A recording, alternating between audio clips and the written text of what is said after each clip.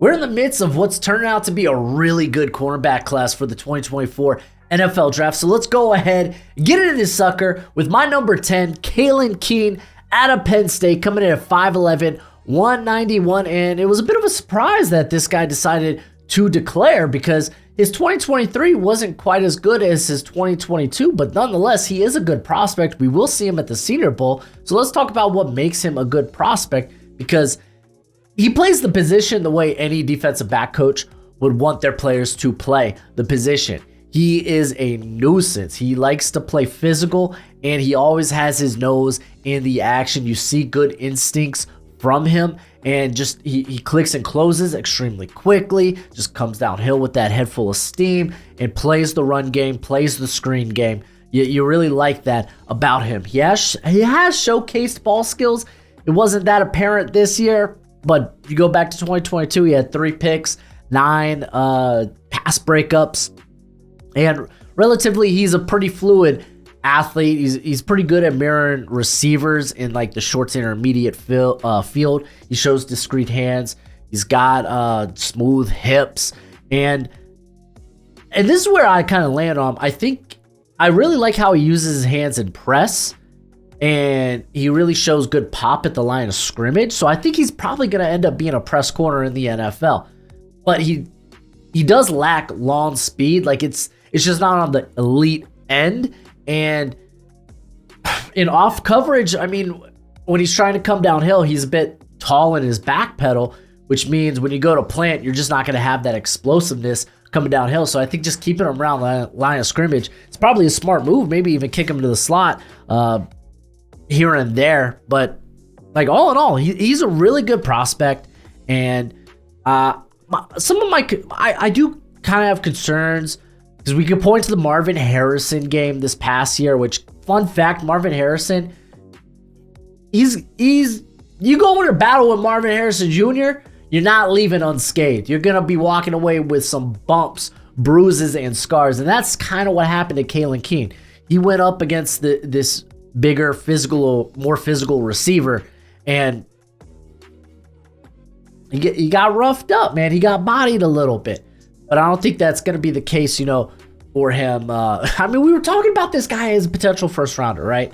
I think I was a little lower on him coming into the season, but I still had him as like a back end of the first round guy.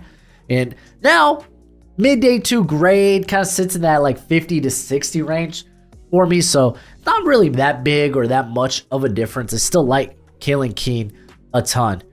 But my number 9, it's Mike Sainristil out of Michigan. Now, he is the only slot player to make my list, and I mean it. He is a slot through and through. I don't see him playing on the outside in the NFL. But coming in at 5'10", 182, for one, that size, he just lacks the size for the safety position, to play outside. Like, I mean, you even look at his tape this year, because he played on the outside for like 150 snaps, and that's where a lot of his losses came. I think 3 of his 4 touchdowns allowed this year came from the outside slot corner spot. So through, I think this guy is a slot, but it doesn't mean it's more devalued. The slot's essentially a starting position in the NFL, and he does a lot of things well. Like his range and change of direction is just the first thing that'll stick out when you go to watch this guy. Like, no wonder, like, Jim Harbaugh felt this guy could play like all 3 phases of the game, like return. He initially came in as a wide receiver, eventually made the transition to the defense. And keep in mind, he's only been playing defense the last 2 years, so still relatively new to the defensive end of the game, at least when it comes to the collegiate level. The dude's a ball hawk. Like, he is a game changer. 6 interceptions this past season, just utterly ludicrous. I believe he had a pick 6 this year as well. He's aggressive. He's physical by nature. Honestly, it just all makes him kind of an ideal fit there in the slot, man. And what he does is just masterful. He's very good at defending the run, and relatively has been a pretty sure tackler throughout his career. And Just, again, man, that guy's got the range. He's got a knack for finding the football, natural born leader. He was a captain there at Michigan. And honestly, he's got a very, very, very cool story. I mean, he was born in Haiti in 2000. His father was a newsroom director at a radio station, received death threats after the presidential election in Haiti in 2000. As a result, his family had to flee. And when Sainristil was only 7 months old, they end up finding their way to America, which is pretty cool. He's also a musician. That's kind of dope. Plays the violin, the drums, and the piano. It's 3 more instruments than I can play, so props to you. But he is the only slot that made the list. The other guy that came close here was Terrion Jones from Florida State, who had a very phenomenal year, big breakout year, playing in the slot there for Florida State. So I just wanted to kind of give him a shout out there. Listen, I know you love the NFL draft as much as I do, and you're going to want a nice hefty watch list of players during this college football season. Well, go ahead, check out my draft guide. You can purchase it for only $30 by Venmoing or PayPaling me. Links in the description. It's a one-time payment, and you get it for this whole draft cycle and forever and always. Technically, it's a Google spreadsheet, so send me your email when you send the payment. I'll get you hooked up. You will see my current prospect rankings and big board, my full evals, and guess what? It updates throughout the whole draft cycle. So it's a great purchase, and it's a great way to support the channel. Ennis Rakestraw Jr. out of Mizzou, coming in at 6 foot, 188, and he's kind of been a hot riser for a lot of people. Will be at the Senior Bowl, and I think that's where he's going to make a lot of his money, because I'm lower on him than the general consensus is right now.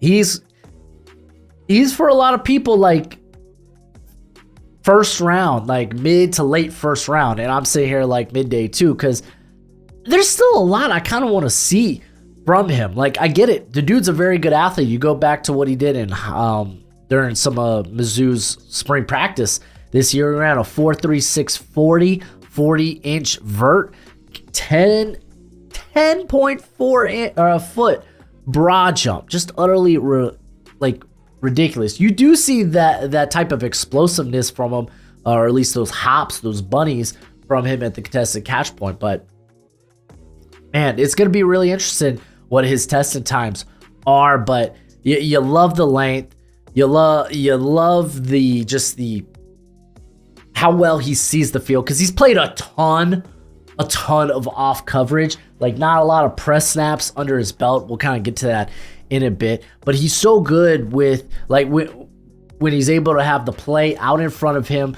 to read the quarterback. He does a really, really good job at that. He was limited this year by a groin injury, but like him and Chris Abrams-Drain, who just missed the list as well, his teammate, just made one, like, they were a big reason Mizzou was like really good this year, top 10 good this year. They were a big part of that. He does a really good job as a tackler as well, 8% missed tackle rate. Just love that. He does have slot snaps. He played in the slot over 100 times this year, so you love to see that type of versatility. And I just get why a lot of people do like him. Now, I did mention not a lot of press snaps here on tape, and also only one career interception. So, okay, where are the ball skills if he's so good at reading and reacting to the quarterback and such? It's like, yeah, you kind of want to see more of those, but he's good at contesting the catch point, and you do see a lot of like forced incompletions if you go back to like 2022, where he played the whole season. I will also say there are times where he kind of gets got by shiftier receivers or more nuanced receivers, or nuanced route runners, that he will kind of bite on double moves.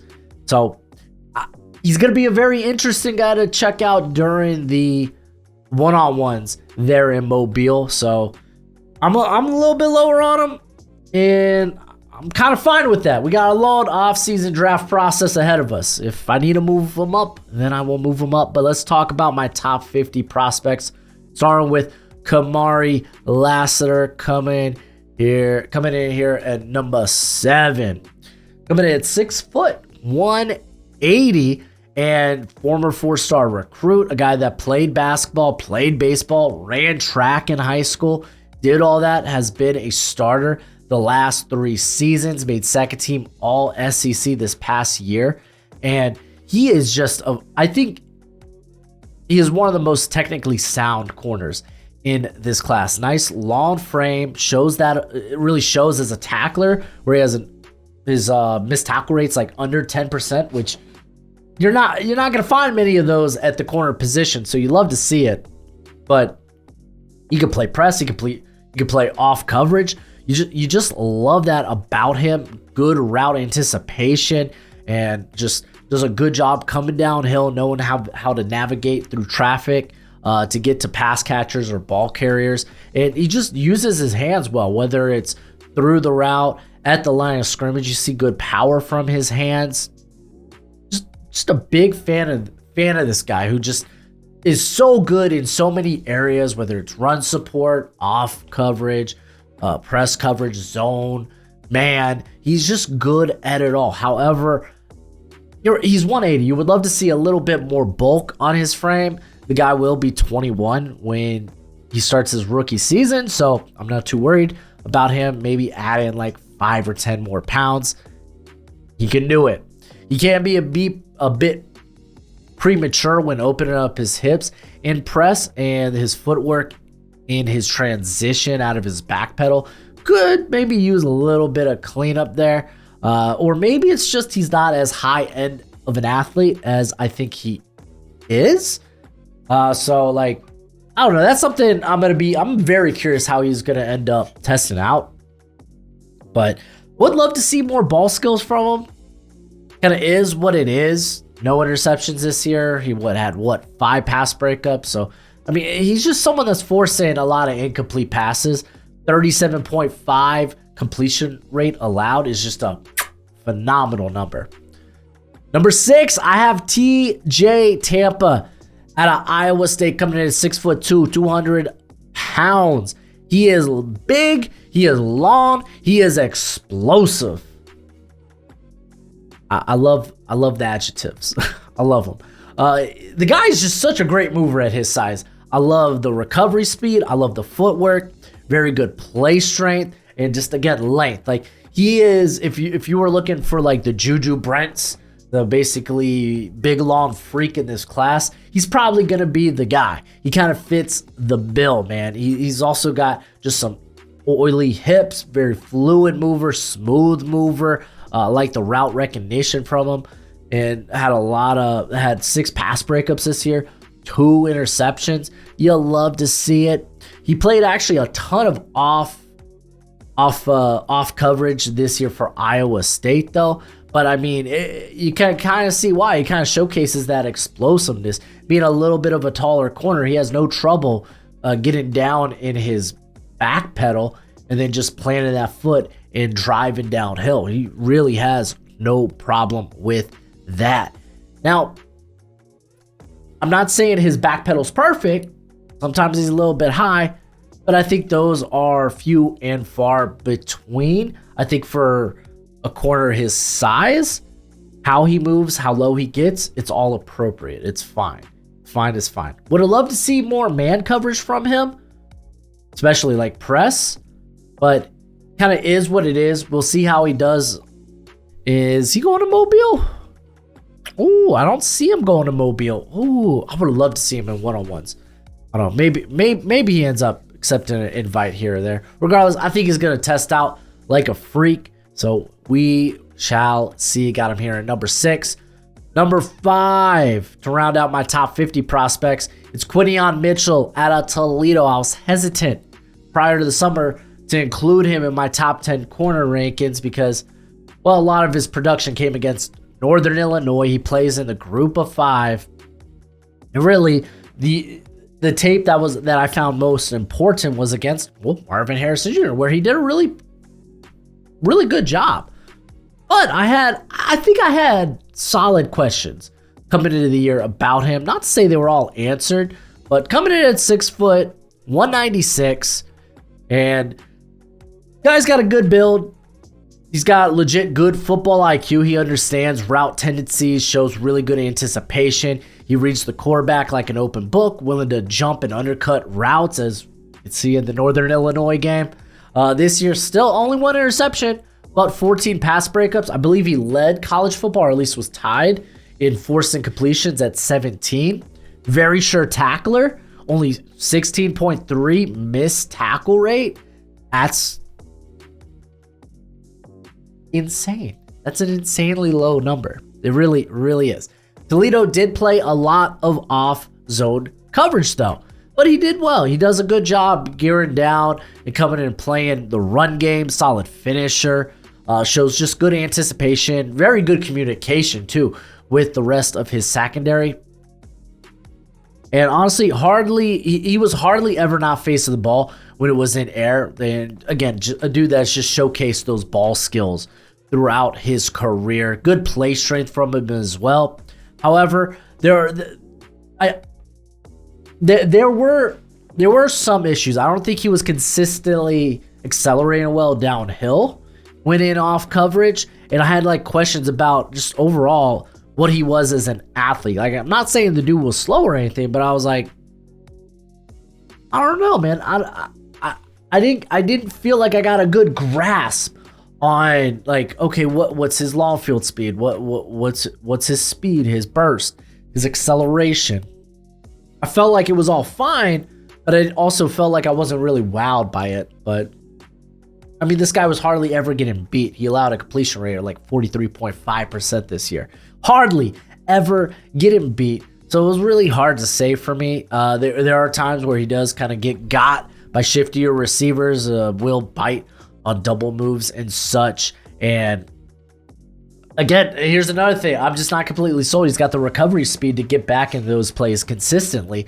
So it's like, I'm very curious how he will test out athletically at the combine, but will be at the Senior Bowl. That's going to be pretty good. And a lot of people are anticipating. They're anticipating a big rise from him at Mobile. Before we get into my next prospect, what's crack-a-lackin'? It's your boy Broshmo, just in case you did not know. So go ahead, become bro and subscribe. Leave this video a thumbs up if you enjoy the content. As always, let me know what you think in the comment section below, where we had that nice, that beautiful, that sensual football discourse. If you want to have more football discourse, then check out my running back video. I just did that sucker yesterday. Top 4, all are top 20 picks in my opinion. I'm going to start with Terrion Arnold. Now, straight up, listen. Everyone's going to have some sort of combination when it comes to the top 4 corners in here, with maybe even some like Rakestraw, Lassiter, Tampa, Mitchell that kind of like make appearances. And I will tell you this, I guarantee you whatever people have going into Mobile is gonna all change, or at least everything's gonna change as we go through this off-season draft process, as guys test out and whatnot. Like, we're gonna see everyone's cornerback rankings fluctuate. It's gonna be a wild ride, but this is a good corner class, and I don't really feel like you can go wrong. Like with Terrion Arnold, you got 6 foot, 196. He has a lot of length, but like, this dude is an elite level athlete. He's like twitched up and plays with great feet, great change of direction, and just a guy that you look at his build and feel like he could play like anywhere in the defensive backfield. He had a lot of experience in the slot this year, while also playing on the outside. He showcased the ball skills, 13 pass breakups, 5 interceptions. He was a really good run defender as well, and like legit showing no fear to get physical at the point of attack, whether that's again at the catch point or when it's engaging in blocks. There's like no fear there. He also brings some nice return chops coming from high school. Didn't get a big opportunity to return this year because, you know, he had teammates like Kool-Aid McKinstry and Kalen Downs, but he did do it back in high school, so that's something to kind of watch out for. I don't think he's the most technically sound guy. I think there's a lot he needs to polish about his game. I think he can be a bit sloppy out of his back pedals sometimes. I feel like sometimes he gets caught trying to undercut routes and he just gets kind of toasted. He did allow 441 yards. That's still a pretty low number, but it's a little higher compared to some of the other corners on this list. There are times where you see him kind of hesitate in coverage. Feels like he's still kind of getting that feel, but he's got these elite level traits. I'm not shocked that I see people having him as their corner one. I get it. I understand it. I just feel like the guys ahead of him maybe are a bit more put together. Starting with my number 3. I got Kool-Aid McKinstry out of Alabama. He was formerly my number 1 to start the year, and I feel like it's nothing that he did wrong. At the end of the day, I feel like the upside on the guys ahead of him, and you could even make the case for Terrion Arnold, is a bit better. But regardless, like he is a very good prospect. He's been a very productive prospect, and I think regardless, is going to be a really good corner in the NFL. Coming in at 6'1", 195. Real name, Quincy? Kind of sick. Former 5-star. He was also Mr. Alabama in 2020, which beat out Chris Abrams-Strain, who ended up coming in second place that same year. So it's kind of wild. But he's got a lean, lanky build, but he has put on positive weight throughout his career. He was 188 back in 2022. He was 195 this past season. Great blend of length, speed, explosiveness. He does a good job attacking downhill. You look at the missed tackle rate, 8.1. Really good missed tackle rate by him. And I just like how he uses his hands at the line of scrimmage or during the route or at the catch point or when engaging in blocks. The guy's got good hands. Just does. He uses them exceptionally well. Shoot, even whether it's through the catch point or he's trying to make a tackle, he knows how to get that peanut punch going. I like that. In zone, very instinctive. He reads and reacts quickly, displays good route recognition and just anticipation. And likewise, does a really good job in man, mirroring pass catchers being able to stay in their hip pocket. Legit ball skills on this guy if he would ever get a pick. But he did have I think he had a pick 6 a year ago. The return skills are pretty darn legit. And I mean, to be fair, like they didn't really throw his way this year. He only was targeted 39 times. 39 times. That's kind of wild. How many games they played this year? 14. So he was targeted like a little more than 2 times a game. Yeah, the dude's kind of good. Do worry about the hand. Like, I think he gets handsy every now and then. Like, he can do a little bit better of a job, be a little more discreet with his hands, but I think it's fine enough. There's far worse guys at that than him in this class. And he did have a noticeable problem with speedsters over the last 2 years. The guys, ironically, the guys that gave him the most trouble, were Texas. It was A.D. Mitchell and Xavier Worthy, who either are just insane athletes or really darn good long speed. Again, not often is he beat. It is few and far between. But when he was, it was by guys with really good long speed. I did mention that he's got return ability. I don't see him return in the NFL. Did have 2 muffs back in 2022. But all in all, man, this guy's a phenomenal prospect. On to number 2, Nate Wiggins, former 4-star recruit out of the 2021 class. He's coming in at 6'2", 185. He will fill out that frame, so fret not. He is going to be 20 by the time this guy opens his rookie year. One of the youngest corners, might be the youngest corner in this class. So, yeah, and he is back to back. Was a first-team All-ACC player. Phenomenal athlete. He's going to test extremely well. Just a very fluid mover. Displays very greasy hips, oily hips, whatever the heck you want to call it. His transition from his back pedal is just nice. He can hang with speed. He can hang with vertical routes down the field. He recorded a GPS number of 22 miles per hour this season. I believe it was when he was it was in the North Carolina game when he was catching up to Marion Hampton, who thought he had a long touchdown run, but Wiggins was like, nah, I ain't quitting. I got this. Short area quicks are nice. His explosiveness, his burst out of his back pedal is really nice. He's shown very good maturity, like a development in his maturity. If you want to call it development, yeah, it's development. He has grown in character. He has grown in integrity. He entered 2021 as a freshman and was just in the doghouse with Dabo Swinney, whether it was like skipping class, skipping football required events. And Dabo was like, I ain't having that. Get your act together, bruh. And he did.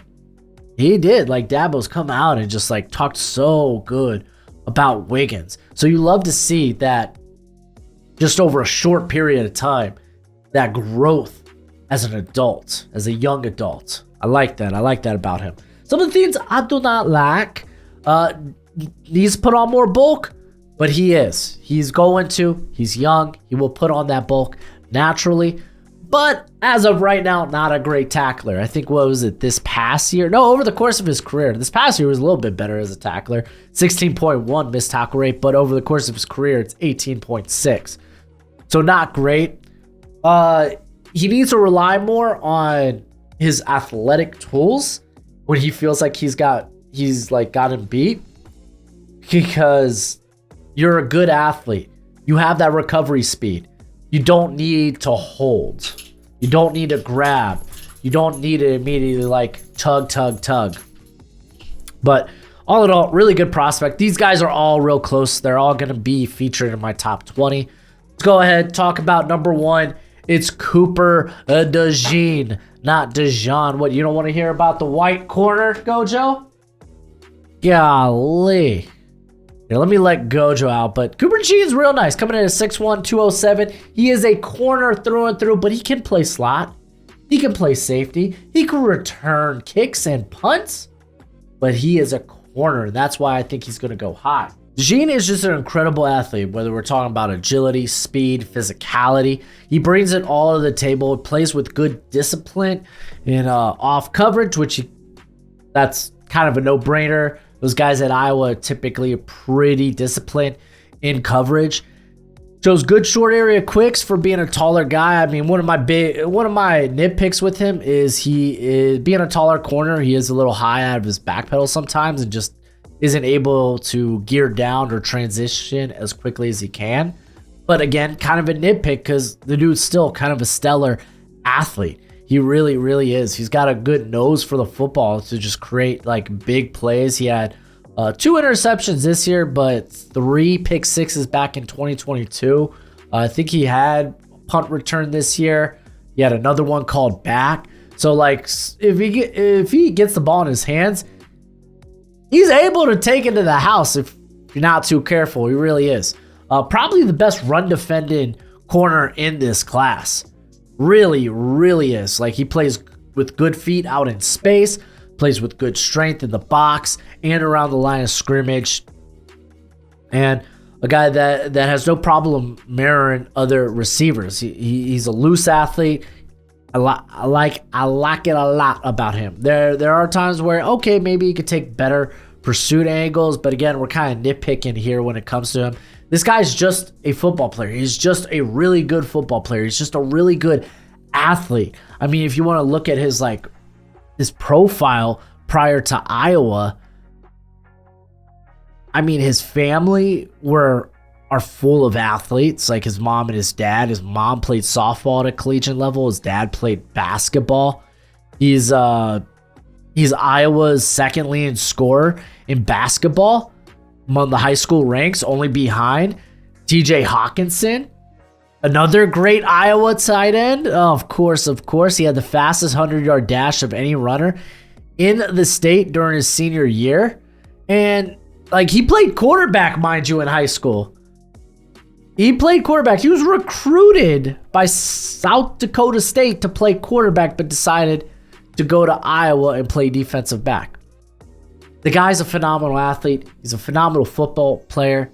I got him here at number 1, but it's going to be a tight race, and I expect these guys to get shuffled during the whole process. I do want to give a shout out to a few of the guys that just missed out on the list because this is a really good cornerback class. Kalen Carson would probably be the next guy up for me. I got Josh Newton, Dwight McLaughlin, all in that day 2 range.